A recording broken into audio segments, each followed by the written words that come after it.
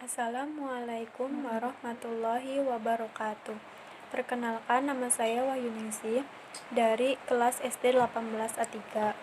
Saya akan membacakan sebuah hadis tentang pendidikan. Mengapa kita harus berpendidikan? Karena pendidikan adalah gerbang menuju kehidupan yang lebih baik.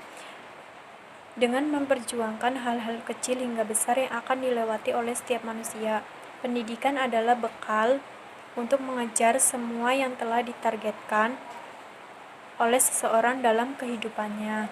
Sehingga tanpa pendidikan, maka logikanya semua yang diimpikannya akan menjadi sangat sulit untuk didapatkan. Di dalam mengejar pendidikan, maka harus dibekali dengan ilmu. Karena seorang muslim haruslah menuntut ilmu, karena menuntut ilmu merupakan kewajiban bagi setiap muslim. Dengan menuntut ilmu, kita dapat mempelajari sesuatu yang belum kita ketahui, dan kita dapat meningkatkan pengetahuan kita. Menuntut ilmu tidaklah pandang usia, baik muda maupun tua, baik perempuan maupun laki-laki, wajiblah menuntut ilmu. Dan orang yang menuntut ilmu akan dimudahkan jalannya menuju ke surga. Dengan ilmu yang kita dapat, maka kita harus membagikannya kepada orang lain, karena dengan cara mengamalkan dapat menenteramkan hati.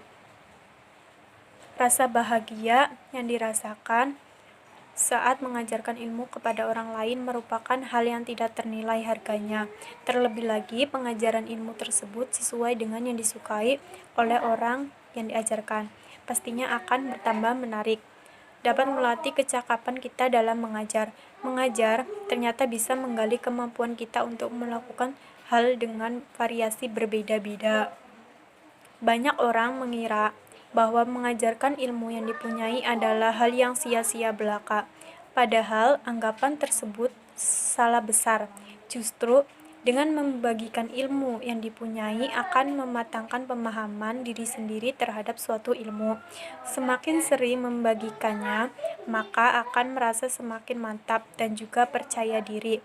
Hal itu sama halnya dengan mendapatkan ilmu-ilmu baru dalam kehidupan. Dan pada akhirnya ilmu tidak akan berkurang. Orang yang mengamalkan ilmu sudah begitu jelas sebagaimana yang telah disebutkan baik Al-Quran maupun hadis Nabi, seperti hadis yang akan saya bacakan.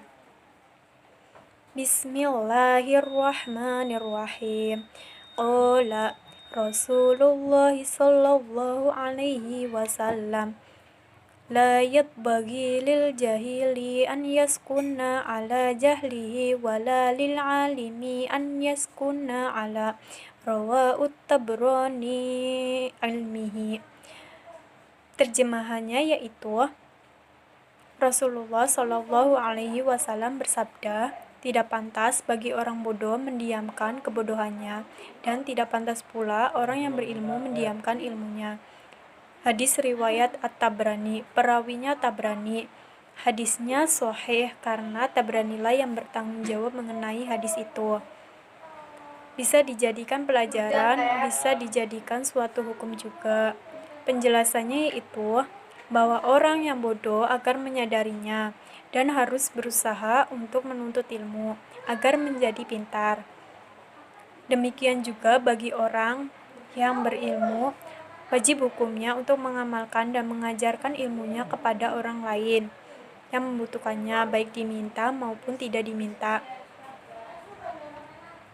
Penekanan lebih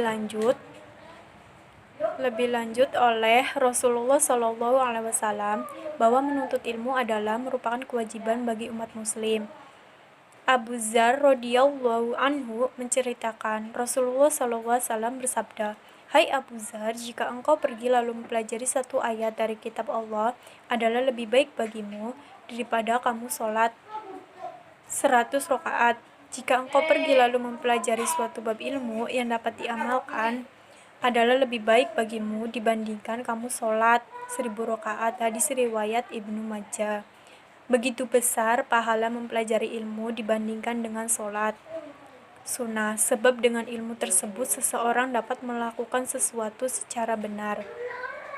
Sebagai contoh, seseorang yang ingin sholatnya diterima oleh Allah Subhanahu wa Ta'ala, maka ia harus mempelajari lebih dulu syarat rukun wudhu dan harus mengetahui syarat rukunnya wudhu.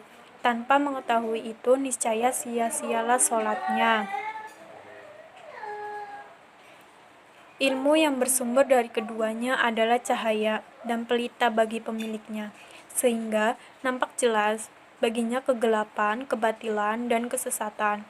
Dan perlu diketahui bahwa ilmu yang mendapat pujian dalam Al-Quran maupun Sunnah adalah ilmu tentang syariat Allah, ilmu yang menjelaskan tentang bagaimana beribadah kepada Allah, ilmu tentang halal, haram, dan lainnya. Adapun selain ilmu syar'i, maka hukumnya tergantung pada sejauh mana manfaat ilmu tersebut bagi Islam dan kaum muslimin. Orang yang memiliki ilmu akan dapat membedakan antara petunjuk dan kesesatan, kebenaran dan kebatilan, sunnah dan bid'ah. Maka ilmu adalah perkara mulia yang hendaknya menjadi perhatian setiap muslim. Perkara yang harus diutamakan karena ilmu itu lebih didahulukan daripada perkataan dan perbuatan. Kehidupan dunia adalah lahan untuk beramal dan beribadah dalam menjalankan aktivitas kehidupan dunia ini. Tentu ada harapan yang kita idam-idamkan, dan ini harapan setiap muslim, bahwa amalan dan ibadah yang kita kerjakan diterima Allah. Karena konsekuensi dari amal yang benar adalah terhindar dari sengatan api neraka. Maka dengan panduan ilmu dan kecintaan untuk tolabul ilmu adalah penting sebagai bagian dalam menjalankan ritme kehidupan dunia. Dengan cahaya ilmu, itulah terlihat jelas jalan yang harus kita lalui yang akan membimbing kita selalu konsisten di jalan ilmu tersebut dan membimbing kita menempuh jalan keselamatan di dunia dan akhirat. Terdapat 3 kelompok manusia dalam ilmu dan amal. Pertama ialah kelompok orang yang menggabungkan antara ilmu yang diketahuinya lalu dibarengi dengan amal. Inilah kelompok yang diberi keberuntungan karena bisa memadukan antara ilmu dan amal. Mereka bisa merasakan lezatnya menimba ilmu dan bersemangat dalam mengamalkannya. Yang kedua, golongan orang-orang yang mencari ilmu dan mempelajarinya tapi tidak diiringi dengan amalan. Mereka hanya sekedar mencari ilmu saja. Secara teori banyak mengerti dan paham, tapi dalam mengamalkan ilmu kosong. Tipe seperti ini disebut dengan al-maghdub, orang yang dimurkai, sebagaimana orang-orang dari kalangan Yahudi. Yang ketiga yaitu golongan yang beramal tanpa dilandasi oleh ilmu. Mereka adalah orang yang sesat. Penting untuk kita ketahui bahwa kewajiban kita seorang muslim dalam mempelajari ilmu syar'i adalah agar ibadah yang kita kerjakan sesuai dengan apa yang diinginkan Allah dan Rasul-Nya. Setiap hal yang menyangkut kita, entah itu mengenai makanan yang kita konsumsi, pakaian yang kita kenakan, harta yang peroleh, atau yang lainnya, kita bisa mengetahui itu halal atau haram, yang dibolehkan, yang ini tidak, dengan jalan mempelajari ilmu syar'i.